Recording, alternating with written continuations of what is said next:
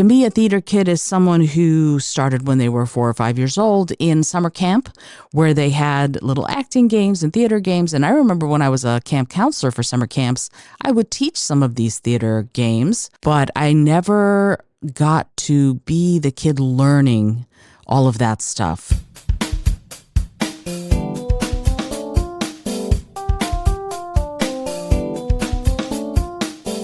Welcome to Your Creative Mind. This show is all about tapping into your creativity and using it to build a life you love. You'll hear practical tools, inspiring stories, and conversations with artists, writers, innovators, and changemakers who are doing the work, so you can too. Let's spark your imagination, focus your energy, and create with purpose. Ready? Let's go. Hey there, and welcome to the Your Creative Mind podcast. I'm your host, Izolda. Thank you so much for taking the time to listen. Today, I want to talk about something that is very close to my heart, and it was sparked by seeing a show called All the World's a Stage, which is a brand new musical written by Adam Gwon, who wrote the book, the music, and the lyrics to this off-Broadway show. I saw it last night, and it brought up just a bunch of emotions to the point where he was there at the performance last night, and I stopped him and went, I would love to have you on this podcast, on my show, to talk about this, your inspirations, your process, all of that stuff. And I gave him my card, and I don't know if he's going to contact me and be on the show. If he does, then there'll be a special bonus episode of Adam being on the show in the next few days. And here's why. The show is only going to run through May 10th, and today is May 1st, so there aren't that many days for you if you're going through New York or if you live here. I'm going to encourage you to go see the show because it is really remarkable in many ways. The short story of it is a loner student in high school. She's a loner. She doesn't really have any friends. She needs to get out of Dodge, if you will. And what she wants to do is to do a monologue at this competition that, if she wins, is a 4-year free ride to a university. And that's, in her mind, the way to get out. And what's interesting to me about that is that was in my mind when I was in high school. I knew that I needed to get out of Dodge and I wanted to go away to college. And the only way to do that for me, I felt at the time, was to get great grades. I never even thought of trying to apply to the University of Michigan Music School. And here's why. They needed both singing and violin, and at that time, you had to sing and play a musical instrument. And at that time, I had not played the violin for a few years because I stopped when I was 14. I stopped playing classical music when I was 14 and started it back up about 10 years later. So I hadn't played the violin for a while. I never wanted to play the violin. That's a very long story. You could probably find that episode if you want to look, because I've talked about the fact that my father wanted to hear piano-violin duets, and so my older sister played piano and I played violin, and we weren't asked if we wanted to. So regardless, the point was that I never applied to the music school, and this is before the musical theater department, the really famed musical theater department at the University of Michigan, began. In fact, I graduated in May of '88, and it began that September. I think that's when they started the musical theater department, or I would have probably postponed college for 4 years and gone to the musical theater department, but I did not. Why am I talking about this? Well, in the show, In All the World's a Stage, this character named Sam, she wants to go to college, and she's trying to do this, to learn this monologue. But of course, there's no theater program in her high school, which is called Valley High School. There's no theater program. There's no one to help her. And a new math teacher takes a job there. And it's about what happens when the two of them try to work together to help her learn and perform this monologue as she auditions to get this full 4-year free ride at college. Okay, so I'm probably going to just obliterate these names, but I will tell you who the cast is because they were extraordinary. As I said, Adam Gwon wrote the book, the music, and the lyrics. Eliza Pagelle, I'm hoping that's how you say your name, as Sam, as the high school student. She was outstanding. John Michael Reese was Michael. Matt Rodin or Rodin, I'm not sure, was Ricky. And Elizabeth Stanley is Didi. And Elizabeth Stanley, by the time you hear this episode, she has moved on because she has a movie project, I understand. So another actor is going to be taking over Didi by the time you hear this. It was directed by Jonathan Silverstein, and the orchestrations were Michael Starobin, commissioned by the Keene Company, which I think is so interesting. The company, the theater company itself, commissioned this piece, and which gives me hope as a musical theater writer, as a musical writer, and as a play writer. I'm like, oh yay, this is great. I love that there are companies out there commissioning new works. That's incredible to me.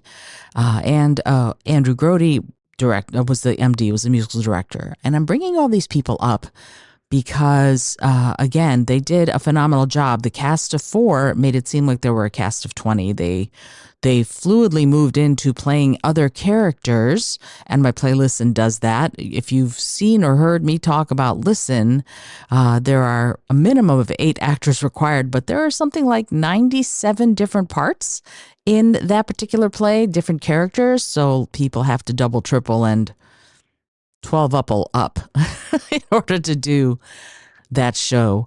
Anyway, but it was really cool to watch them just fluidly move into being not just other characters, but together. The 3 of the actors, for example, were together in being one character who's never actually on stage. It's them saying the words. Just brilliantly done and directed. So my hat is off to Jonathan Silverstein for doing, or Silverstein. I apologize. I've never heard your names said, folks. I'm sorry. But just phenomenal directing job, phenomenal blocking job on a relatively small stage. The 4 or 5 musicians made it seem like there was a full orchestra playing. And I loved it. I wept throughout most of it. It was really just a pleasure to watch, but also profound for me. And here's why. Wow, I'm finally getting to the point of this episode. So, if you listen to this show, you've probably heard me mention that I went to high school with both Andrew Lippa, who wrote the music and lyrics to The Addams Family, among other shows, and also to Jeffrey Seller, who executive produced little shows like Hamilton and Rent and In the Heights and Avenue Q and The Sweeney Todd that came out 2 years ago, I guess. So he's been around. And why I'm bringing him up is because he just very soon, I want to say May 10th, something like that. I actually don't know the exact date. He's got a book coming out called Theater Kid. And I was hoping I'd be able to get him on this podcast to talk about this, because I think it would be so cool for us 40 years later to discuss theater when we were children, because we did theater together. We did musical theater. We did choir. My very first musical theater experience, for example, was The Fantastics in 10th grade, where I get to be the mother and he got to be the father of the 2 different characters of Matt and Louisa. So I was Bellamy and Jeffrey was Huckleberry. And so it started my love affair with musicals, lifelong, unabashed, totally never going to stop. Yet his book is called Theater Kid, and I think that's amazing. I love the title, and the cover of the book is a delight. But what's interesting for me is that I don't consider myself a theater kid.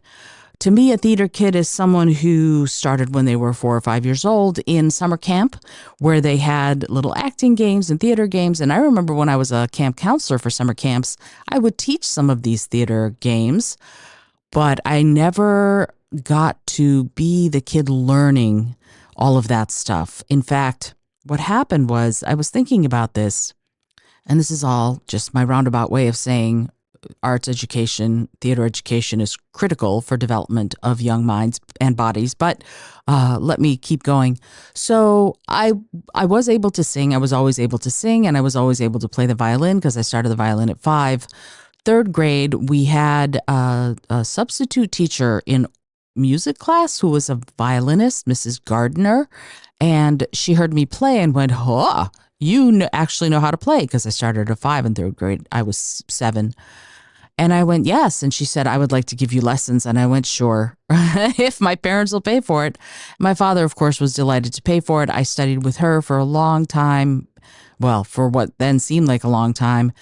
And then after a couple of years, we moved on to Abe Levine, who had played with the Detroit Symphony Orchestra. And I studied with him for, I want to say 4 or 5 years. I honestly don't remember. But I also was a singer and was in music class. And Mrs. Munson, who was our music class teacher in third grade, went, "Ha ha, you can sing." And so I started singing in choir and loved it.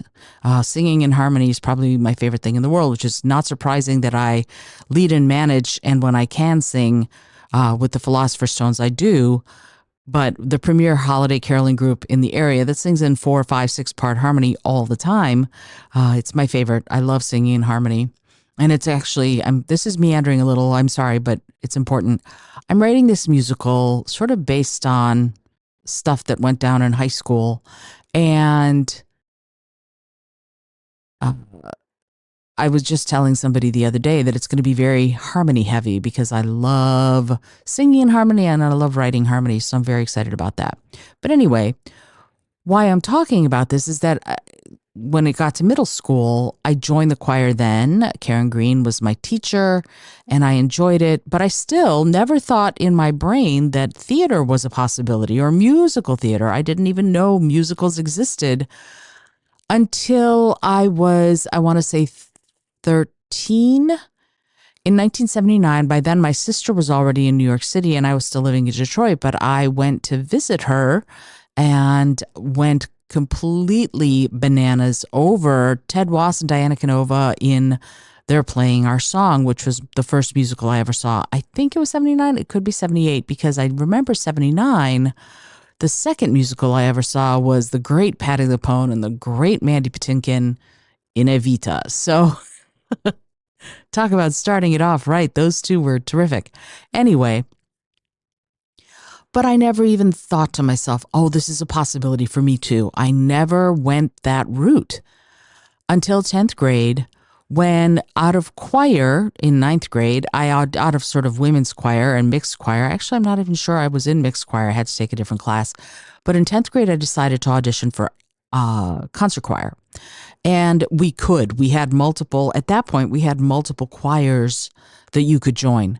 And why I'm talking about this is because arts education, music education was important. We had an orchestra, we had a band, we had a jazz band, we had multiple choirs, we had women's ensemble and men's ensemble and madrigals, which was a mixed group, SATB. So women's ensemble is SSAA, soprano, soprano 2, alto 1, alto 2, and then tenor 1, tenor 2, baritone and bass, or baritone 1, baritone 2, depending on how they look at it. Anyway, so there I was auditioning for concert choir. And then I think it might have even been my friend Adrian.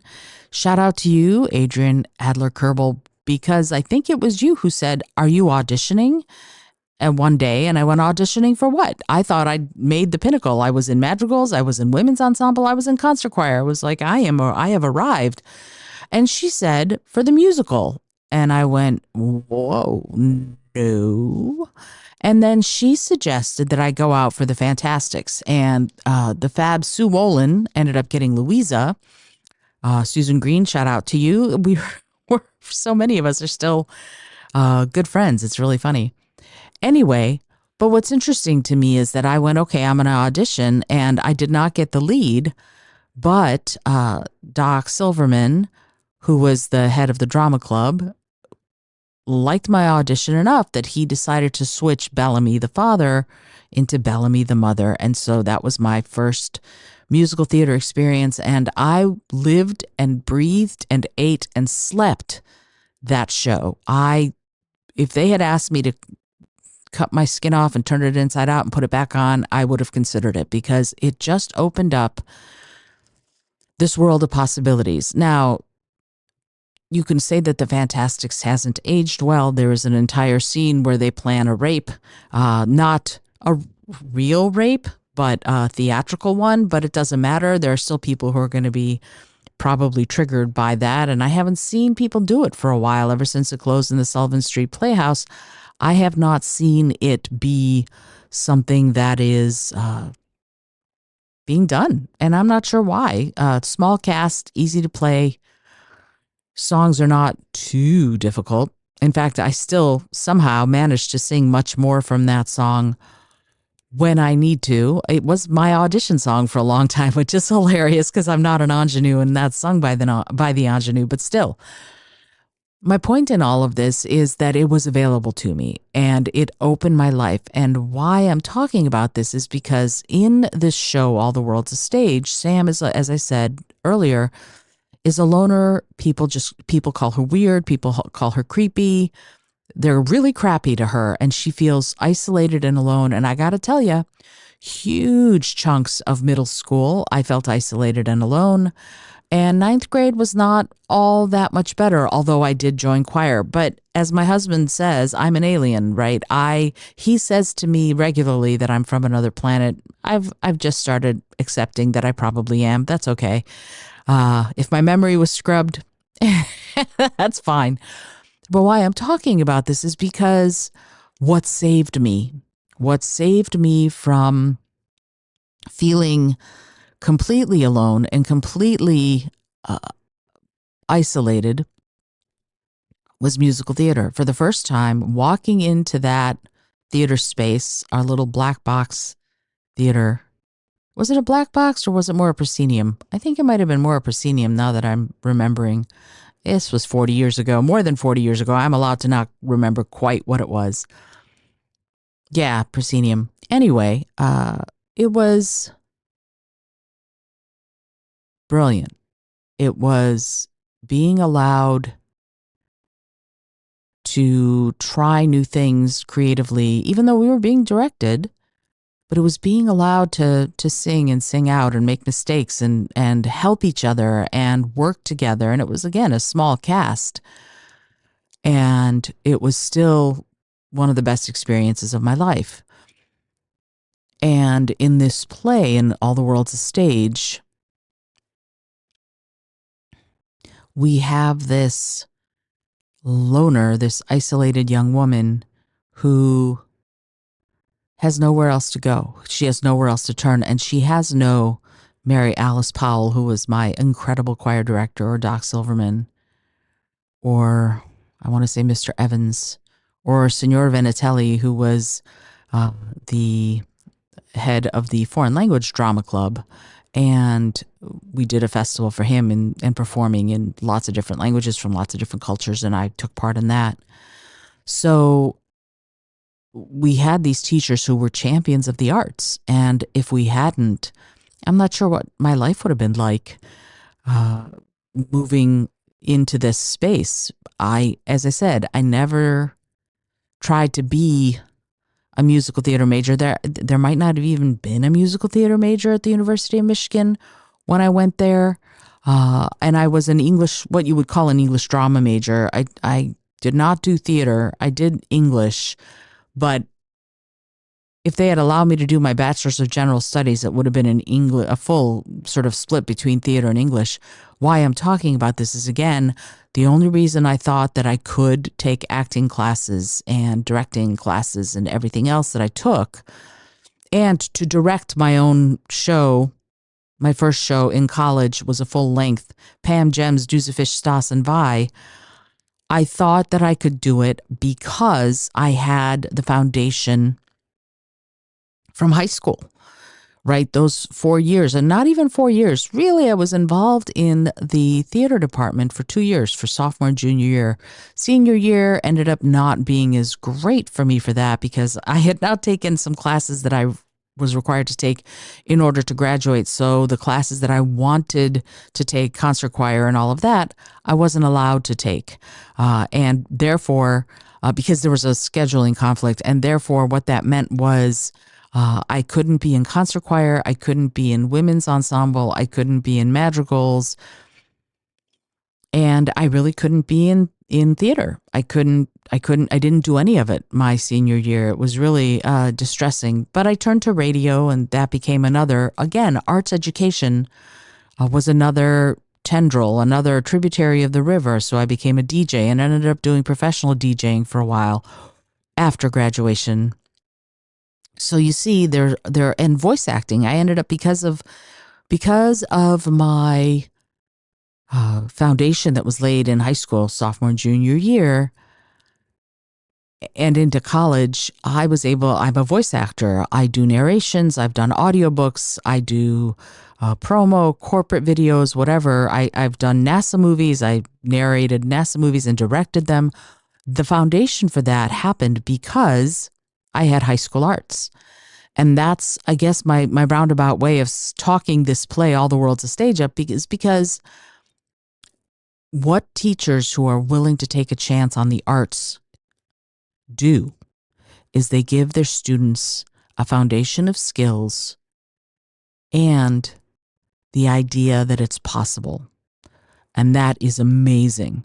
That is amazing. I can't even tell you how much benefit I've gotten out of my high school choir and drama club experiences. I took those with me into college. I never thought twice about whether or not I could direct a play. I went, absolutely, that's going to be the thing I do. And I did. And it was a hit. It was incredible. And if I say so myself. But what was interesting about that play is that it wasn't through the theater department. I was taking a women's studies class, and we were required to do some sort of social action as part of the class. And I went, what if I were to put on a production of a feminist play? And I talked to my professor about it, and she went, yeah, okay, if you can. The only thing is, the actors that you use in the play have to have taken women's studies as well. And I went, okay. So I found 4 actors, Julianne, Christina, Mary Scott, and Merritt, and they were Fish Stas and Vi, and they did an incredible job. And somewhere I have, maybe I'll put it in with the show notes, somewhere I have the little program that I created. And I think Mac Paint or maybe Mac Draw, that's how long ago this was. And I took a picture of it, and yeah, we had a program, and it was fantastic. And that show, I lived and ate and breathed and slept that show for an entire semester. And honestly, it was truly the only thing that was important to me then. Being able to do that show and putting it on and making my vision happen was the only thing I cared about. And so all these years later, here I am in New York going, okay, how do I do that again? How do I get back to that place? And so I'm starting over and seeing shows and meeting some of the people who are these theater makers and getting my plays into festivals. I haven't talked about this much. Wow. Yeah. My show expiration date got into the 29 Palms Theater Festival, which is super cool. And that's happening by the time you hear this, it will have just happened. May 3rd and 4th is when the show goes up. And I'm so thrilled. I'm supposed to be getting a video of it. I hope I do. The last time one of my shows got up, they got video but not audio, which was really sad. But I'm very excited to see what they do with the show. As a playwright, you don't get to do that much with it, especially if they're doing it far away. But if they send me a video, at least I'll be able to see what they did, which is one of the reasons I want to be able to direct as well as write. Ideally, I'd love to write my own shows and direct them too. And I don't know if that's going to be possible, but here I am in New York City trying to find out. And again, roundabout, long story long way of saying, if I hadn't had that arts education early on, this dream that I've admittedly taken a long time to get to would never have happened. I would not be here now, probably, trying to do this at my age, at any age, but at my age. But I'm trying, and this is the goal. this is the dream, and it's what I'm going to do as much as possible. And so one of the reasons to go see All the World's a Stage is because I'm willing to bet that if you have a dream you let go of when you were younger, you might remember that dream by watching this show. Anyway, I hope you enjoyed today's episode.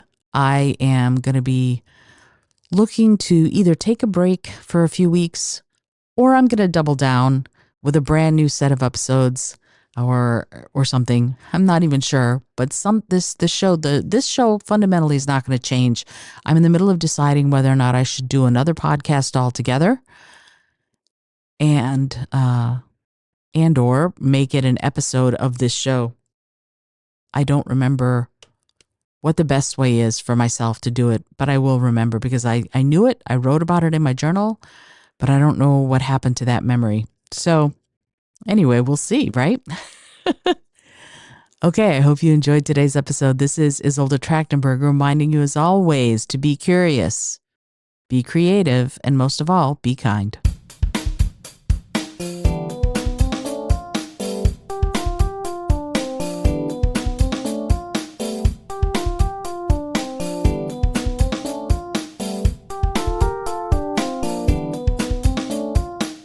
Thanks so much for joining me today. I really appreciate you being here. Please subscribe to the podcast if you're new, and it would mean the world to me if you told a friend about it. Today's episode was produced by Izolda Trachtenberg and is copyright 2025. As always, please remember this is for educational and entertainment purposes only. Past performance does not guarantee future results, although we can always hope.